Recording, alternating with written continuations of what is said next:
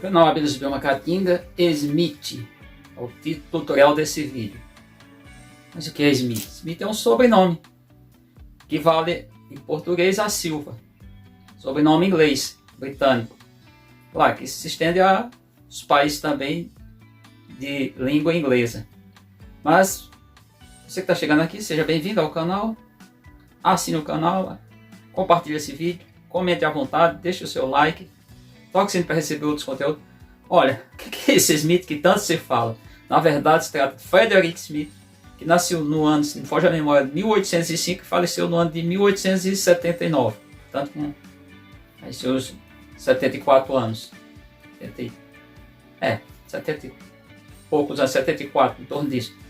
Depende da data que ele nasceu comparado com a data que ele faleceu. Isso é completado antes, tem que ver data de nascimento e falecimento. Mas foi um naturalista britânico, entomologista, que é entomologista, especialista em insetos, estudo de insetos. Dentro do estudo dos insetos, ele estudou a ordem Coleóptera, não dava para nem todas as ordens, e a ordem Hymenoptera. Bom, a ordem Coleóptera está os besouros, tanto famosos por Darwin, e a ordem Hymenoptera está formiga, cupim, vespa, abelhas. Esses bichos pertencem a essa ordem. Bom, se a gente quisesse classificar uma espécie, para você entender, são os taxos. Como são os taxos? Taxos quer dizer nomear, nomenclatura, dá nome, isso do latim. Vamos pegar a Mandacea da Caatinga. Qual é o maior taxo, mais abrangente? Reino animalia. Qual é o filo? Artrópoda. Animais têm pés articulares, mas não é só os pés, já falei isso aqui em outra ocasião. Qual é a classe? Insecta. E dentro da classe insecta, qual é a ordem que ela pertence? Hymenoptera. Pensar a família, Apidae. Se pensar o gênero, Melipona. Se pensar a espécie, Melipona mandacaia. Apesar de que estão escrevendo aí, diz que atualizações, não sei, Melipona mandacaia. É alguns, esse supra-sumo da sabedoria, não é o meu caso. Mas o Frederick Smith, estou deixando agora que segue uma sequência de printer, que na verdade é pego na internet. Ele fez parte do Museu de História Natural de Londres. Ele também fez parte da Academia de Ciência, a Royal Society inglesa. Ele fez parte de muitas coisas, então foi um grande taxonomista e ele classificou muitos insetos vindo de toda parte do planeta, inclusive alguns com cooperação lembra lá que eu falei do Alfred Russel Wallace, que escreveu também um documento, uma revista inglesa junto com o Darwin. Então foi essa figuraça. Então é uma coisa que fica assim, mostra um analfabetismo taxonômico ou nome de classificação biológica de espécie. Quando você chama um bicho qualquer pelo taxonomista, não há necessidade. Eu pego o artigo toda hora, artigo de diferentes origens, de diferentes revistas. O acesso mais difícil é a Nature, que é inglesa, revista inglesa, a Science, que é norte-americana. Nessas, quando está falando a classificação biológica, primeiro o nome é em latim, o nome pode ser binominal, se for seguir a regra ainda lá do Linneu, do século XVIII, mas que ele escreveu lá no Sistema Naturae, criou alguns critérios de classificação, mas na época do Linneu não tinha algumas das taxos que eu falei há pouco, quando eu classifiquei a Mandacea da Caatinga. Fato esse que a classificação também pode ser trinominal, o Smith mesmo classificou, Frederick Smith. Então, ele foi um taxonomista, mas entomologista, ou seja, falei na parte de insetos, não todas as ordens, a especialidade dele era Coleóptera e Hymenoptera. Em Hymenoptera está as espécies de abelhas, também formiga, cupim, vespas. Mas isso diz o analfabetismo que o indivíduo tem. É muita gente toda hora entrando com a questão de Smith. Não, você pode até, e aí como que é? A classificação, o nome de uma espécie, o nome científico, ela é binominal ou trinominal, apenas com a primeira letra em maiúsculo e tem que destacar no texto. Se for escrito à mão, você tem que sublinhar. Se fosse escrito em máquina de escrever no passado, tinha que escrever em negrito. O que é o negrito? Aquela letra escura. Tinha esse recurso na máquina de escrever. Como nós temos computadores, isso não é novo, escreve-se em itálico. O que é itálico? É uma letra inclinada. Pode olhar. Vocês podem olhar nos meus Eu vou até aqui deixar o nome da Mandaçaia da Caatinga como referência, poder deixar de outras, que foi ele que classificou. O Frederick Smith classificou no ano de 1863. Então isso se diz a respeito desses grupos aí que não sabem nada e quer abafar, quer achar que é o supra-sumo do supra-sumo. Então, entendendo que não tem, de fato, essa abelha chamada Smith. Ele foi o classificou a Vespa mandarino, pela mesma condição seria Smith. Algumas pessoas, não sei por que motivo, pedem, por exemplo, na minha dissertação do mestrado, foi pedido para colocar um dos membros da banca que estava feita sem o nome do taxonomista que eu trabalhei, da espécie que eu estudei, que eu isolei bactérias, a espécie aqui do Rio São Francisco, que é o Pacamã.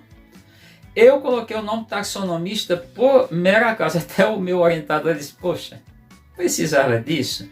Mas banca, examinadora, para a gente não criar nenhum constrangimento, não ser chamado a atenção, pediu, disse que eu tinha que colocar, e você tem a banca, defende a sua defesa, e depois aquilo vai à análise, o grupo se reúne, a banca tem um orientador e tem mais outros membros, são convidados, mas que quiser que eu colocasse, mas não há necessidade.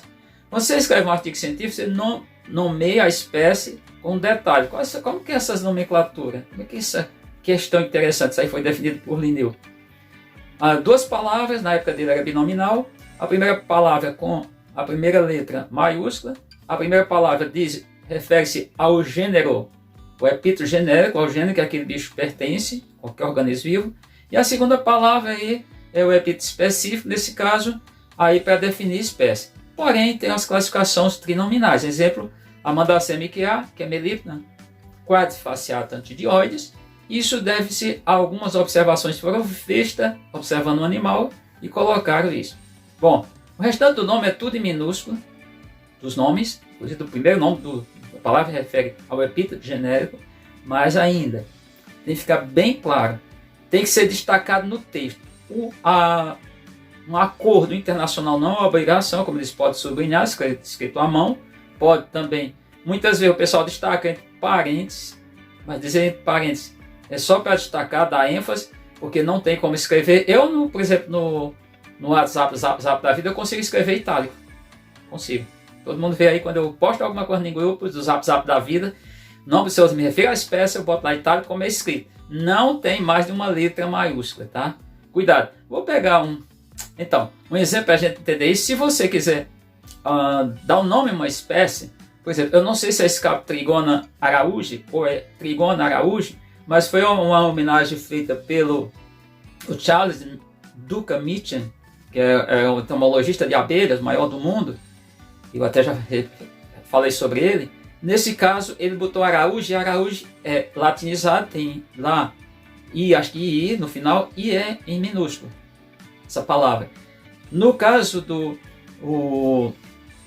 vamos pensar o Carlos Chaga, ele quis homenagear um outro médico sanitarista, que foi o Oswaldo Cruz, e ele, no caso, colocou o nome, que tinha o gênero, que pertencia ao protozoário, Trypanosoma, e ele colocou Trypanosoma cruz. Esse cruz tem um I no final e é tudo em minúsculo. Já vi muita gente erroneamente, porque não tem o nome da pessoa em maiúsculo, mas nesse caso, aí latinizou em minúsculo. Tem vários exemplos, eu poderia citar aqui, mas sendo verdadeiro, sendo objetivo.